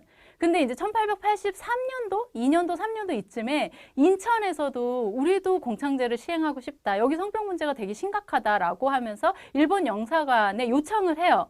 근데 일본 영사관에서 그 부산이나 원산 같은 경우에는 이제 청나라 정도가 있기 때문에 괜찮은데 인천에는 서구 열강들이 너무 많이 들어와 있다는 거예요. 예, 영사관들이 굉장히 많이 들어와서 일본이 이렇게 그 창기와 가시자식기를 앞세운 노골적인 공창제를 시행한다라고 하는 것이 일본 제국의 체면을 훼손할 수 있다라고서 해석을 하게 됩니다.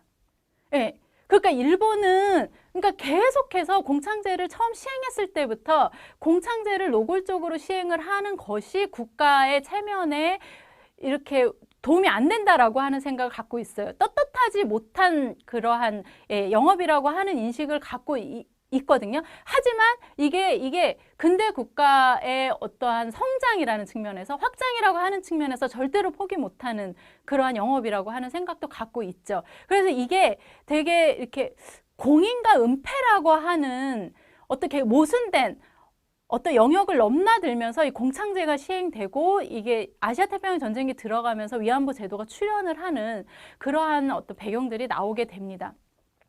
예, 그러면서 인천에서는 허락해주지 않아요. 그리고 부산과 원산에서도 1년 이내에 폐업하겠다라고 얘기를 하죠. 근데 지금 그러면서 부산과 원산, 부산 지역에 들어왔었던 지역 같은 경우가 그 미도리마치나 뭐 이렇게 마키시마 같은 지역이었었는데 지금 그 혹시 완월동이라고 하는 동네를 기억하시는 분이 있으면 예, 그게 해방 이후에도 되게 집결 지역, 성매매 집결 지역으로 끝까지 남아 있었던 지역이었었거든요.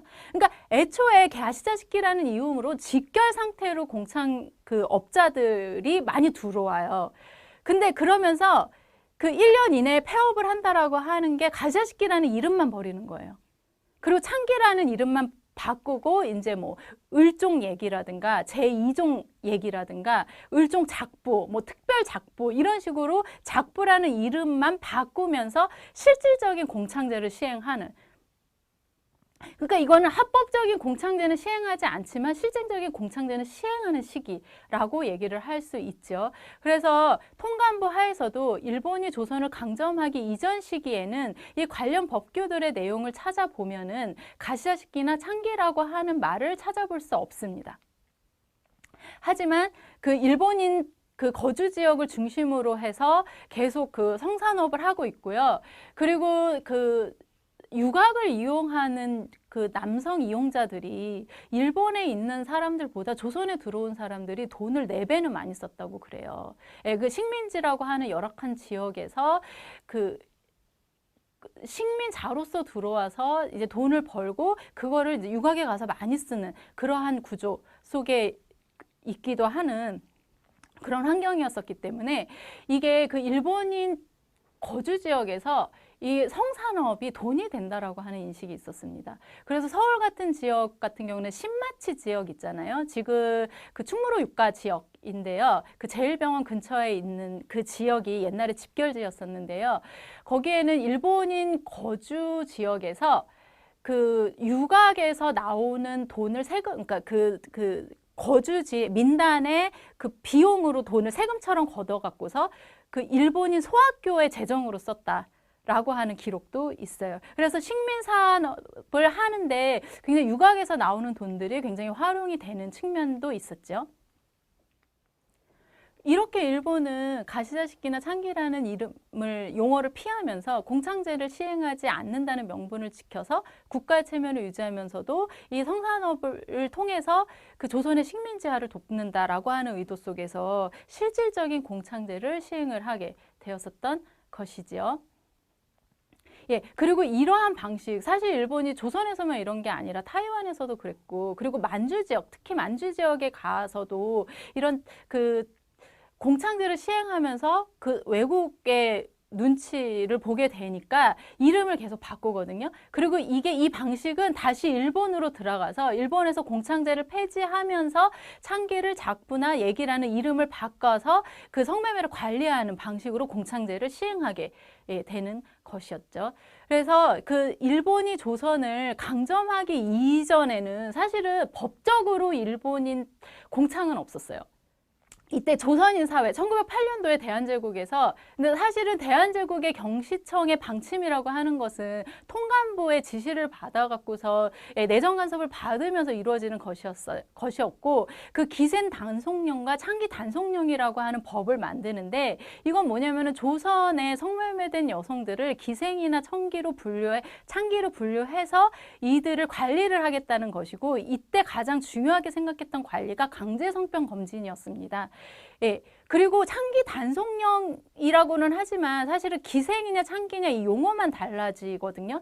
근데 그 식민자들이 이 시기에 쓴 책들을 보면은요, 그러니까 조선에 가면은 그 조선 여성의 접대를 받을 수 있다라고 하는 기대 같은 게 좀 있어요. 그리고 조선에 들어온 식민자들은 조선의 기생은 다 창기. 라고 인식을 하고 있거든요.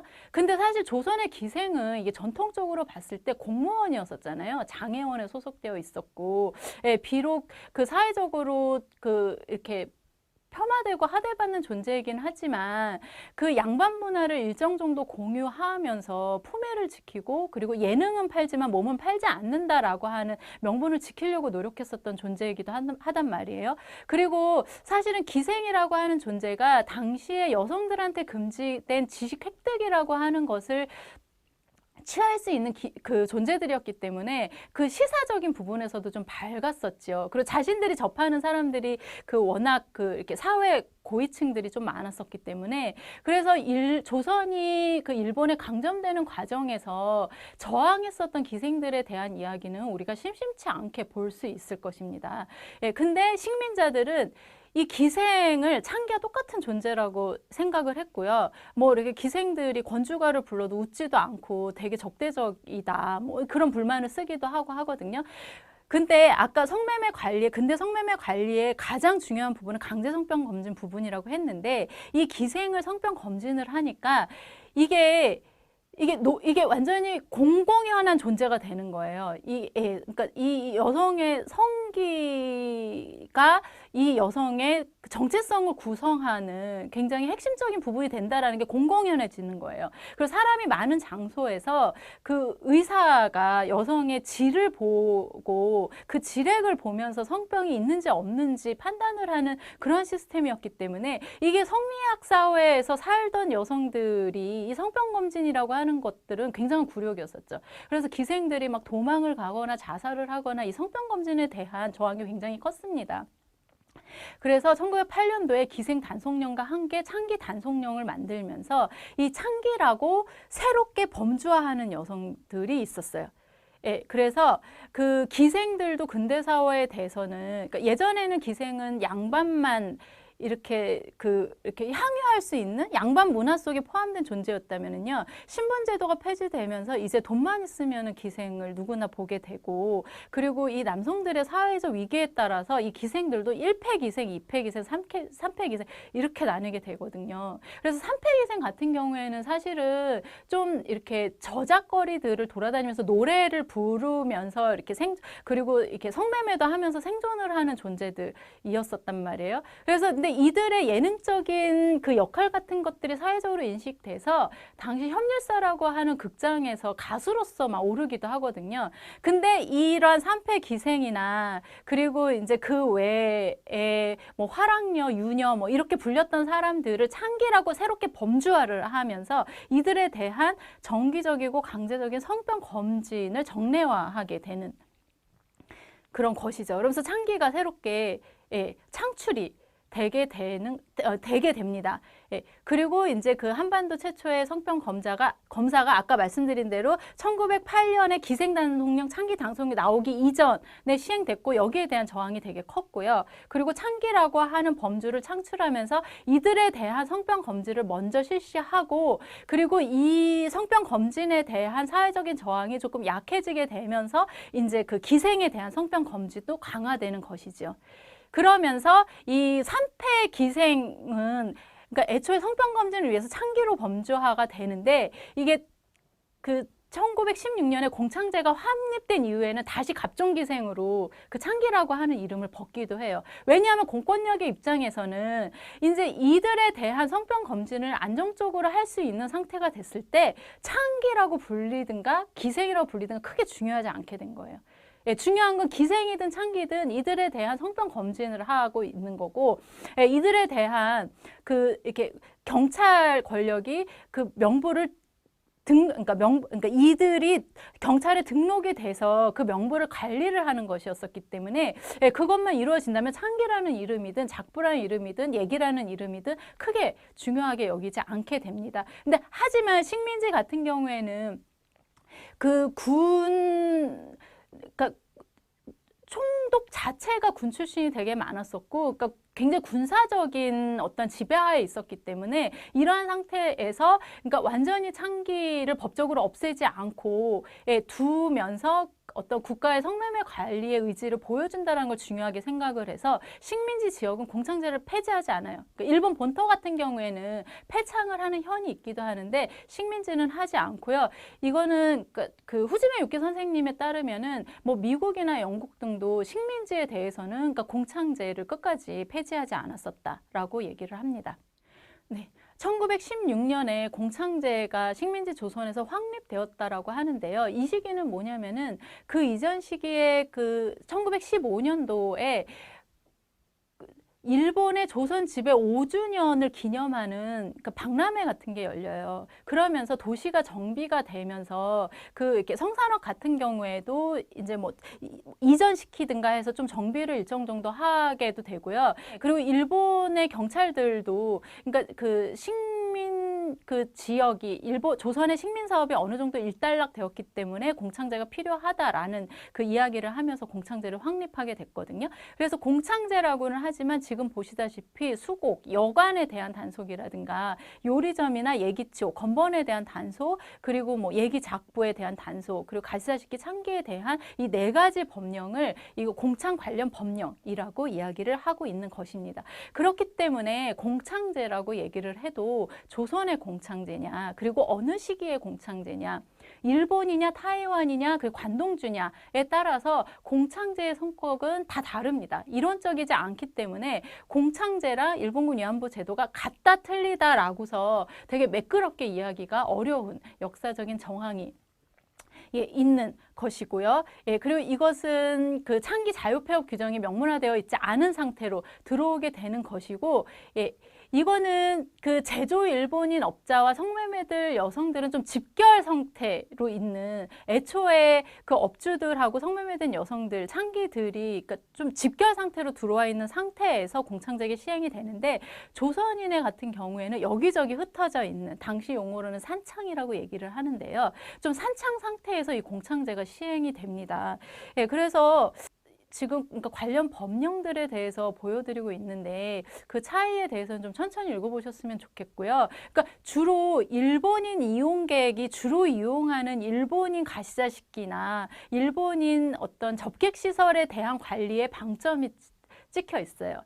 그리고 이 시기에 그러니까 조선인들이 주로 이용하는 이제 조선인 시설에 대해서는 좀 되게 예외적인 상태. 그래서 성병 검진 같은 경우에도 일본인 창기는 5일에 한 번 하고, 이제 조선인 창기는 뭐 일주일에 한 번, 뭐 지방 같은 경우에는 조선인은 열흘에 한 번 정도로 이렇게 차이를 두고 있는데요. 그러니까 사실 성병 검진이라고 하는 게 굉장히 반인도적이기는 했지만, 그러니까 이 일본인 창기에 대해서 굉장히 강화된 어떤 성병 검진 시스템을 두고 있다라는 것을 봤을 때, 일본이 이 성매매 관리를 통해서 좀 안정시키고 싶은 그 사회가 사실은 조선에 들어와 있어서 일본인 사회라고 하는 것들을 좀 알고 있죠. 그러니까 알 수 있는 것이죠. 그래서 이제 조선인 같은 경우에는 뭐 한 집에 한두 명 있는 경우에도 허가를 해주기도 하고, 그러다 보니까 일본인 집결 지역은 그 집결 지역 안에 병원이 들어와 있으니까 성매매 검진도 비교적 효율적으로 할 수 있었지만,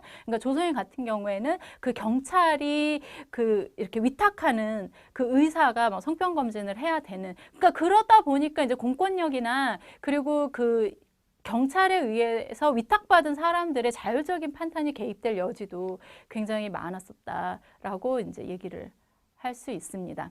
그래서 그 식민지 조선 사회에서 시행되었던 공창제의 이런저러한 면모들을 좀 살펴보려고 하는데요. 이렇게 보시면 앞에 있는 사진은 그 경성에 있었던, 서울에 있었던 신마치 유곽이에요. 그래서 우리가 유곽이라고 생각을 하면은 그 예전에 청량리나 미아리아에서 봤을 때 굉장히 열악한 형태의 그 이렇게 성매매 시설, 그 업소들을 생각하기 마련인데, 이 보면 굉장히 화려하죠. 그리고 규모가 굉장히 커요. 그렇기 때문에 웬만한 자본을 갖고서는 좀 개업하기도 힘든 구조였었고, 그리고 이제 경성도 그렇고 평양의 뭐 진정 같은 경우에도 그랬고, 이게 굉장히 유력한 업자가 여러 개의 업소를 두는, 그러면서 그 지역의 어떤 좀 이렇게 경제를 좀 지배하는 그러한 역할을 했었고, 그래서 그 지역의 마을 대표로도 뽑히기도 합니다. 그래서 유력한 그 지역의 유력자로서 어떤 정치에 참여하기도 하고요. 그리고 이렇게 식민지 지역의 성산업이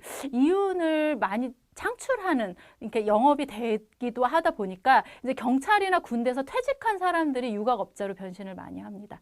그리고 옆에 보이는 거는 이제 병목정의 갈보라고 하는 제목의 동아일보 그 신문에서 나온 사진을 한 건데요. 이건 조선인이 있었던 가시자식기였어요. 그래서 굉장히 그 열악했던 것을 알 수가 있고요. 이 열악했다라고 하는 것은 이거 불행을 비교하는 차원이 아니라, 그러니까 공권력의 차원에서 봤을 때, 그러니까 좀 이렇게 불법 행위나 반인도적인 행위가 일어났을 때 이게 공권력의 가시권에서 더 이렇게 배제되어 있다라고 하는 뜻도 있습니다. 이 얘기는 그러니까 고바야시라고 하는 그 평양에서 가시자식기 운영했었던 사람인데요. 그 딸이 패창운동가였었어요. 그래서 그 딸이 그 소국의 비원이라는 책에 자신의 그 이렇게 패창운동가로서의 삶을 쓰면서 자기 집에서 그 업주들 오고 그 창기들 본 모습들, 이런 기록을 남기거든요. 그래서 아버지랑 엄청 많이 싸우는데 나중에는 자기 그 아버지가 하는 유곽에 불도 질러요. 예, 그래서 넌 이런 장사를 하는 게 부끄럽다 뭐 이렇게 얘기를 하는데, 그렇게 나쁜 장사라면 일본 정부가 왜 허락을 했겠니? 난 불법으로 하고 있는 게 아니야. 그리고 이 아버지는 많은 세금을 나라에 바치고 있고 나라는 그 세금으로 살림을 하고 있는 거야. 그래서 아버지는 나라로부터 표창장을 받아도 시원치 않을 판이다, 이렇게 얘기를 하거든요. 그러니까 유곽업자가 이 유곽업을 하면서 국가와의 관계를 설정했었던 것, 그리고 그게 일종의 애국이라고 생각을 했었던 시기가 상당히 오래 있었고 그 역사 부정론자들도 그러한 인식을 그대로 이렇게 이어받은 상태로 위안부 피해나 공창제 문제에 대해서 이야기를 하고 있기 때문에 그러니까 그들의 이야기에 휘둘리면서 반론을 하려고 하기보다는 그들의 이야기를 무력화시키면서 그 이야기에 그러니까 그 똑같은 공격으로 되돌려주는 방식이 아니라 무력화시키면서 그런 그 공창제나 위안부 제도라고 하는 그러니까 대등하지 않은 인간관계를 설정해서 타자의 성을 착취를 해서 그것을 국익이라고 말하는 것 자체가 굉장히 잘못된 것이다. 그건 우리가 원하는 미래가 아니다라고서 대응하는 그 태도가 필요하다고 생각을 합니다. 그리고 그 전쟁이 일어났던 그 시기 이전에도 그 유각들은 군대에 대해서 되게 이렇게 특별히 조치를 해줄 수밖에 없어요. 그래서 지금 갖고 온 기사 같은 경우에는 그 부산에서 일본 함대가 들어올 예정이어서 그 부산 경찰서에서 유각업자들을 부릅니다. 그래서 그 일본 함대가 들어오면은 이 승조원들을 환영하고 그리고 여러 가지 협조를 해줘라. 그리고 요금 등을 내려달라라고서 얘기를 하거든요. 근데 말은 양자협정이고 그리고 뭐 협의라고 얘기를 하지만 공권력이 업자들을 불러서 지금 군인들이 들어와서 이렇게 이용을 많이 할 테니 이러저러한 배려를 해주길 바란다라고 했을 때 유각업자들은 정말 순전히 자의에 의해 갖고서 협의를 할 수 있는 대등한 관계였는지 우리가 생각을 해볼 필요가 있다. 라는 이야기이고요. 이거는 성구매자들에 대한 이야기인데, 그러니까 일본에 비해서 일본에 비해서 그 일본에 있는 그 일본인 성구매자들이 그 숫자도 상당히 많았었고 소비 금액도 상당히 많았었다라고 하는 이야기이고요. 그래서 이러한 그 성관리 제도라고 하는 것들은 이렇게 일본인들을 고려한 부분들이 굉장히 컸다라고 하는 부분인데, 제가 지금까지 계속 해갖고서 식민지의 공창제가 더욱 편법이었었고, 그리고 더욱 그 법이 정비되어 있지 않아서 일본에서는 있는 어떠한 근대적인 요소도 더 많이 빠져 있고, 이런 식으로 이야기를 했는데, 그러면은, 조선인 창기들이, 조선인 여성들이 더 많이 고통받았구나, 이렇게 생각을 하실 수 있는데, 이거 속지주의입니다. 그 얘기는 뭐냐면은, 그 조선의 공창제는 조선에 들어와 있었던 성매매된 여성들한테 다 규정이 되는 거예요.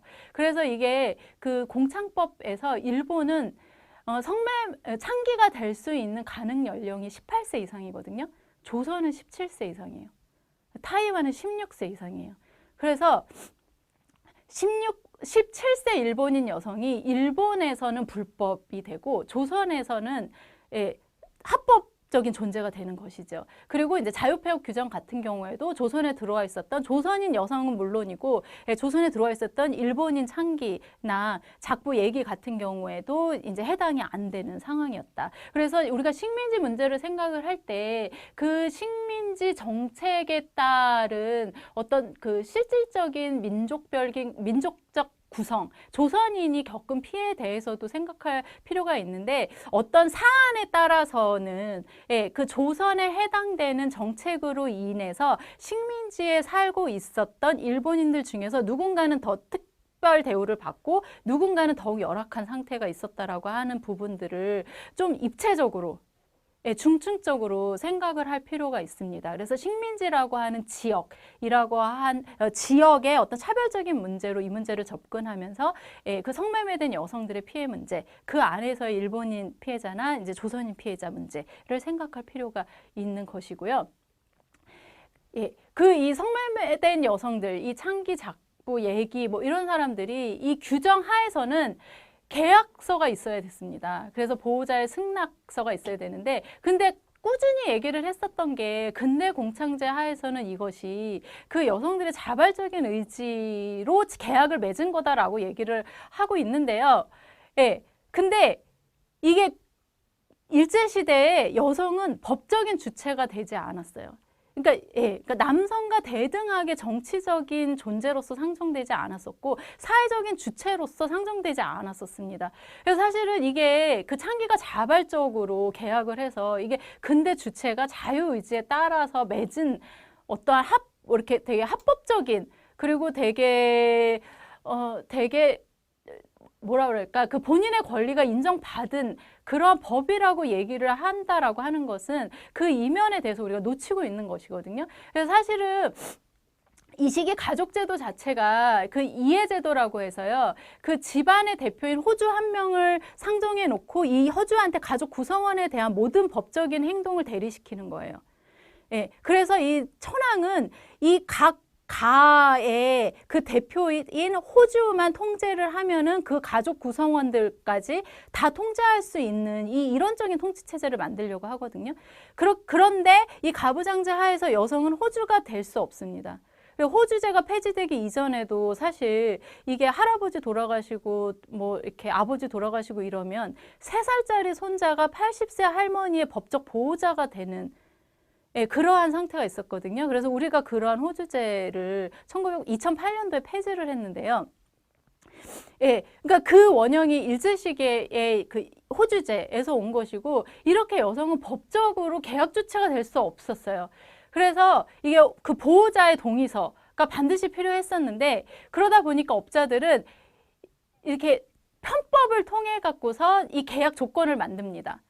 그러니까 이제 아버지한테 가서 이제 그 당신 딸을 내가 데리고 가서 뭐 공부도 시켜주고 돈도 많이 벌 수 있게 해줄 거다. 근데 여기에 부모의 동의서가 필요하니까 사인을 해주길 바란다. 이렇게 동의서를 받는다거나, 이게 나중에 그 1939년도에 되게 유명한 인신매매 업자인 하윤명이라는 사람은 그 부모들한테 아예 백지 위임장을 받습니다.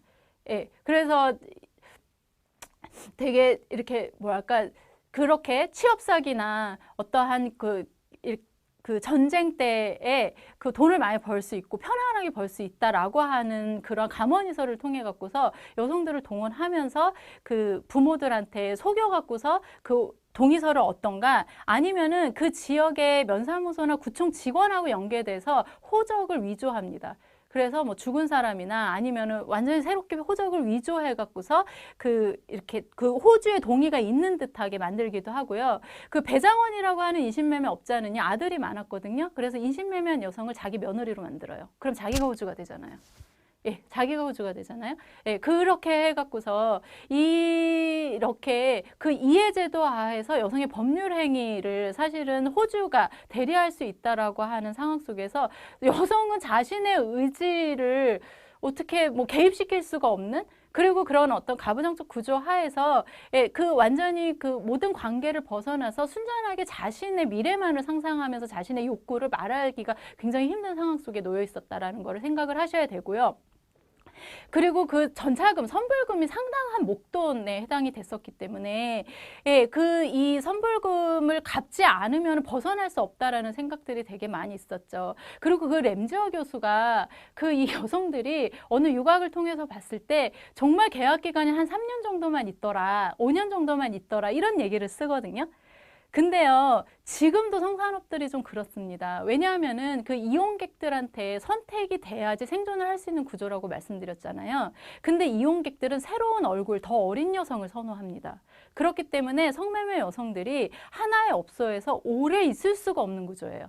그럼 소개업자들은 자기가 소개를 했었던 여성하고 계속 관계를 맺으면서 이제 적당한 때가 되면은 다른 데로 옮겨야 되지 않겠니? 여기에서 이제 네가 이게 선택을 받지 못하고 점점 더 빚이 쌓여가는 상황이니까 다른 쪽으로 옮겨가야 되지 않겠니라고서 얘기를 하죠. 그럼 본인도 동의를 하죠. 새로운 사람들한테 자꾸만 밀리는 상황이 되다 보니까 다른 곳으로 옮겨야겠다라고 하는데, 그거는 빚이 더 불어난 형태로 더 열악한 곳으로 옮겨지게 되는 것이죠.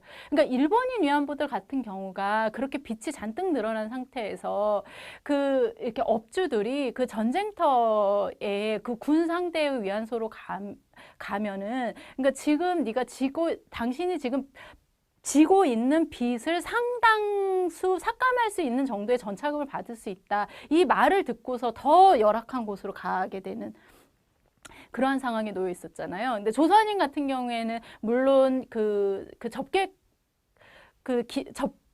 접객점에 있었던 여성들이 위안부로 가게 된 경우, 상계로 있거나 작부로 있었던 여성들이 이제 그러한 감언이설에 빠져갖고서 이제 위안부로 간 사례도 있기는 하지만, 이제 그거보다는 좀 더 광범위하게 농촌 지역의 여성들을 대상으로 해갖고서 적은 선불금을 주고서 이제 여성들을 동원하는 그러한 형태에 있었죠. 근데 이런 선불금은 법적으로 인정되는 것이었고, 자유폐업으로 인해서 중간에 그만둔다 하더라도 빚은 갚아야 되기 때문에, 그래서 자유폐업한 상기가 빚을 안 갚으면 경찰이 찾아다가 다시 업주한테 갖다 데려다 줍니다.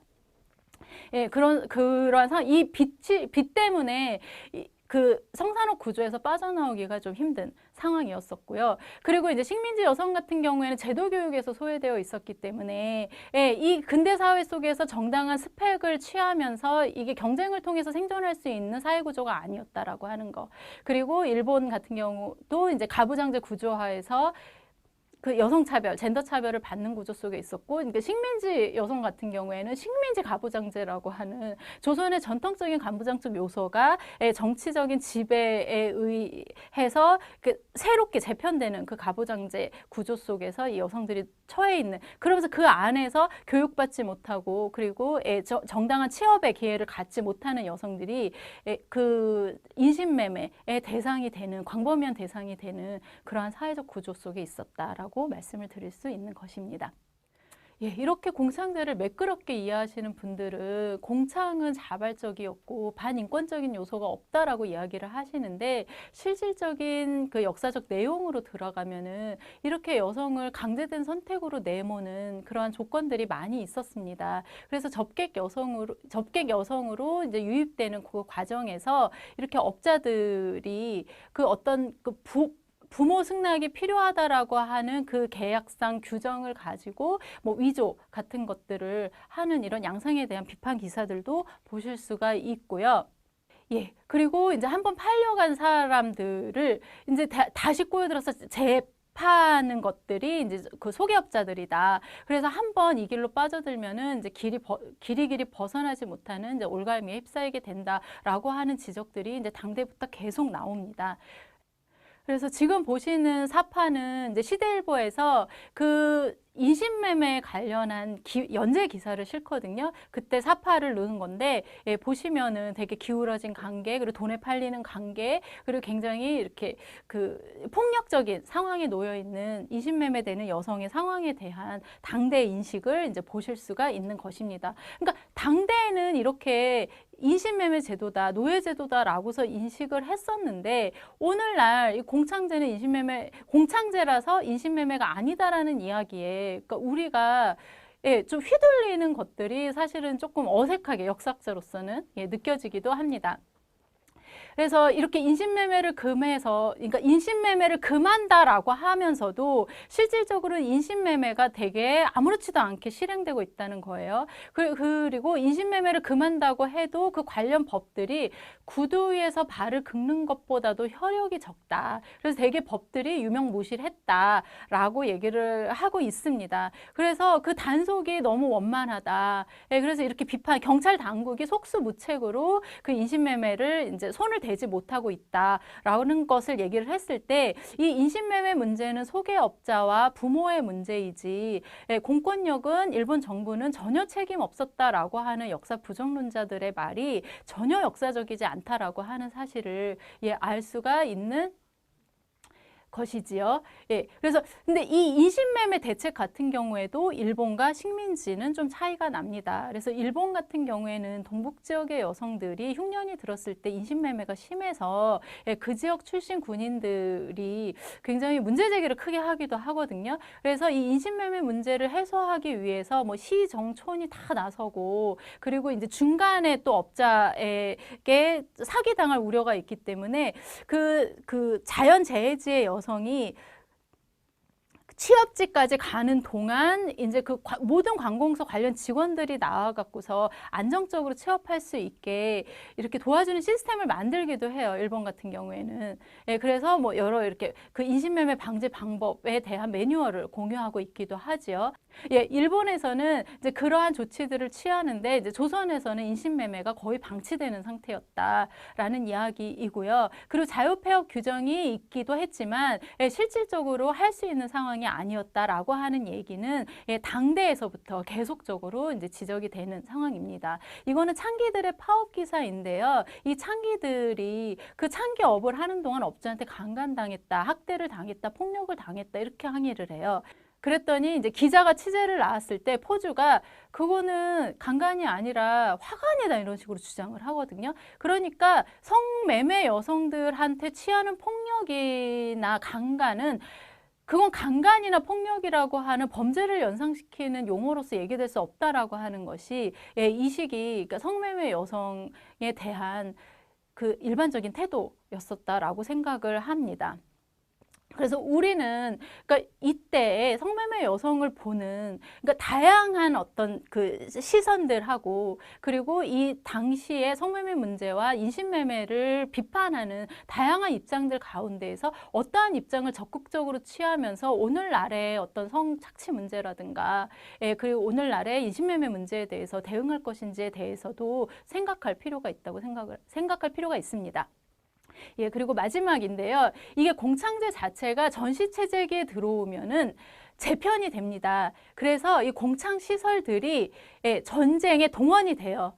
그 전쟁이 동원이 되는데 그러면서 가시자식기라든가 그 밖에 요리점이라고 불렀던 지역 그리고 가시새끼라고 하는 이전에 공창제 하에서 관리되었던 적객시설들이 어떻게 전쟁에 협력하는 방향으로 동원이 되는지 보실 수가 있을 거고요.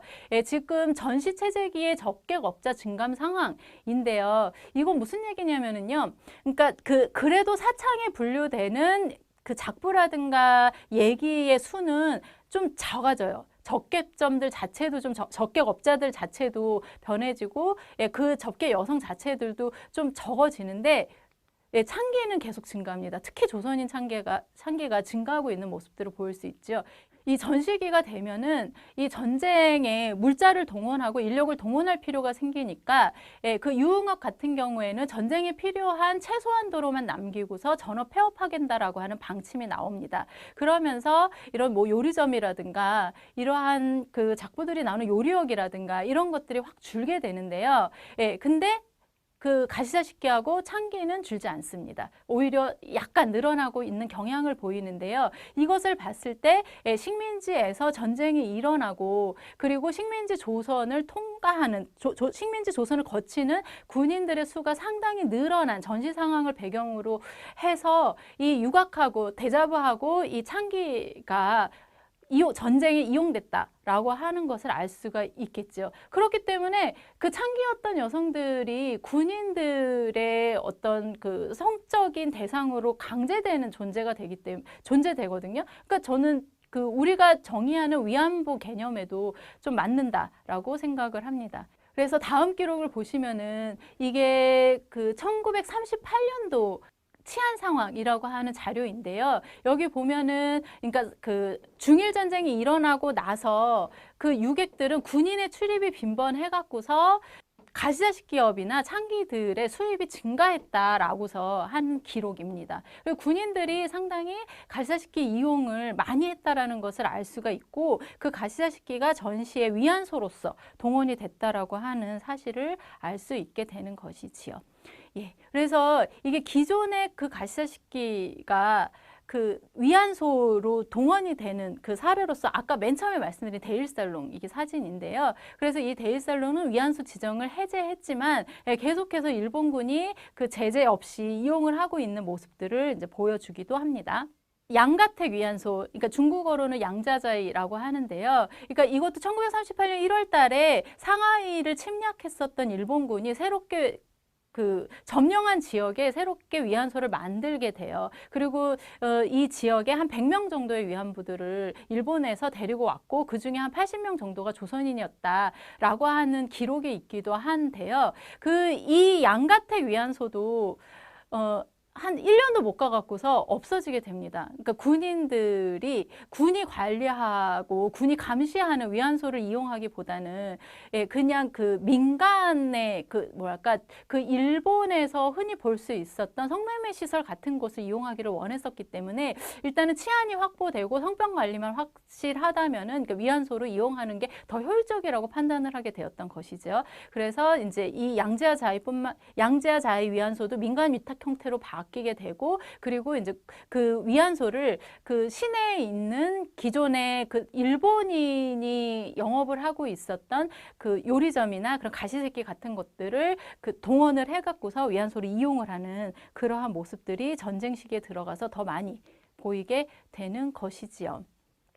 그리고 이 그 무라카미 도미오라고 하는 업자가 있는데요. 이 사람이 원래 그 상하이에서 아케보노라고 하는 가시새끼를 운영하고 있었던 업자예요. 그러니까 공창업자예요. 근데 그 32년에 상하이 지역에 위안소가 설치되고 막 이러한 상황 속에서 그 일본에 들어와서 여성들을 이렇게 취업 사기로 속여갖고서 데리고 갑니다. 그리고 그 32년도에 인신매매한 사건이 들통이 나갖고서 계속 재판을 받게 되거든요. 그래서 36년 1심, 2심, 3심 하고 37년 마지막 그 끝까지 재판을 받아서 그 2년 6개월형을 받아요. 1심에서는 3년 6개월형을 받는데, 이게 제국의 이송 유괴죄는 보통 2년부터 형을 줄 수 있는데 보통 2년을 받거든요.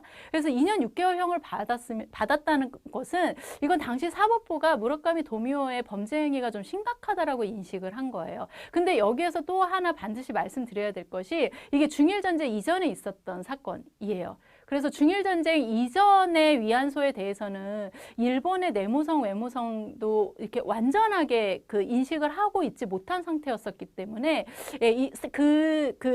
전쟁 지역의 위안소 설치 상황이나 그 성동원 상황에 대해서 제대로 인지하고 있지 못했던 사법부가 무라카미 도미오에 대해서 비교적 중형을 내렸었고요. 근데 이러한 중형 판결 사례는 사실 중일전쟁 이후에는 나오지 않습니다. 근데 한번 생각해 보세요. 일본군이 좋은 관여를 했다? 인신매매 업자들의 관여를 막았다? 라고 하면 무라카미 도미오는 다시 상하이에 가서 위안소 영업을 할 수 없습니다. 하지만 그 중국에 있는 일본인들의 명부를 찾아보면은 이 무라카미 도미오가 여전히 위안소 영업자로서 이름을 올리고 있는 것을 40년 그리고 그 이후의 기록에서도 살펴볼 수 있다라고 하는 거죠. 이렇게 봤을 때 일본은 좋은 관여를 한 것이 아니라 공창업자와 소개업자들을 그 위안소 운영의 민간 위탁조로서 가장 신뢰하면서 그 공창제 하에 형성되어 있었던 인신매매 메커니즘이라고 하는 것을 위안부 동원에, 그러니까 그 은폐를 위해 갖고서 굉장히 활용을 하면서 위안소 제도를 시행했다라고 하는 것을 알 수가 있다라고 하는 것이지요. 그래서 이 공창제는 이러하게 그 평시 공창제뿐만이 아니라 애초에 근대 공창제가 어떻게 기획이 되고 설립이 되고 있는지, 그리고 평시 공창제가 그 일본의 공창제는 인신매매 제도라고 하는 비난 속에서 어떠한 변동을 겪는지, 전시에 들어와서 전쟁에 어떻게 동원되는지, 이렇게 그 인과관계를 살펴보면서 위안부 제도, 그 아시아 태평양 전쟁이라고 하는 그 침략 전쟁 시기에 위안부 제도라고 하는 이 성폭력 시스템이 어떻게 나왔는지를 이해하는 데 중요한 역사적인 사례이지, 위안부 제도의 피해를 부각하거나 아니면 위안부 제도의 범죄성을 부정하는데 소환되는 어떤 역사적 사례로서 공창제를 이야기한다라고 하는 것은, 그러니까 공창제에 대해서 나는 무죄하다라고 하는 것을 이야기하는 거나 다름없다라고 생각을 합니다. 그래서 역사에 대해서 여러분들이 좀 더 적극적으로 이해하고 그 자료를 찾아보고 그리고 토론을 할 수 있기를 바라면서 오늘 수업은 이렇게 마치겠습니다. 감사합니다.